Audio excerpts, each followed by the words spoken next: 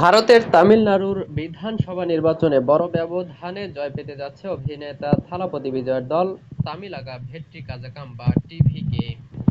সংবাদ মাধ্যম হিন্দুস্তান টাইমস সোমবার 4 মে জানিয়েছে, বিশ্লেষণী পোর্টাল পিভেলু জানিয়েছে, সর্বশেষ গণনা শেষে দেখা গেছে থালাপতির দল 145টি আসনে এগিয়ে আছে। তামিলনাড়ুতে গত 23 এপ্রিল 234টি আসনে নির্বাচন হয়। কোন দল একক আসনে সংখ্যাগরিষ্ঠতা পেতে হলে 118টি আসনে জিততে হবে।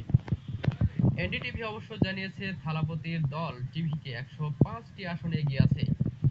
টিভিকে এই বছরই প্রথমবারের মতো নির্বাচনে অংশ নিয়েছে, আর প্রথমবারই বড় চমক দেখিয়েছে তারা।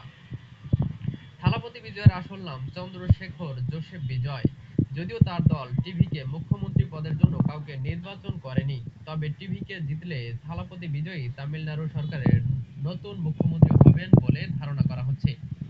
প্রসঙ্গত, 2024 সালের ফেব্রুয়ারিতে রাজনীতিতে নামার ঘোষণা দিয়ে বিজয় জানিয়েছিলেন, এটি তার কাছে কোনো শখের কাজ নয়, বরং জনগণের সেবা করার একটি মিশন। অভিনয়ের জনপ্রিয়তাকে পুঁজি করে প্রথমবার নির্বাচনী ময়দানে নেমেই তিনি রাজ্যের প্রতিষ্ঠিত রাজনৈতিক শক্তিগুলোকে চ্যালেঞ্জের মুখে ফেলেছেন। বিজয়ের এই আকস্মিক উত্থানকে বিশ্লেষকরা তামিল রাজনীতির একটি নতুন যুগের সূচনা হিসেবে দেখছেন। ইশতেহারে তরুণ, নারী ও মৎস্যজীবীদের জন্য বিশেষ সুবিধার প্রতিশ্রুতি বিজয়ের এই সাফল্যে বড় ভূমিকা রেখেছে বলে মনে করা হচ্ছে। সূত্র হিন্দুস্তান টাইমস।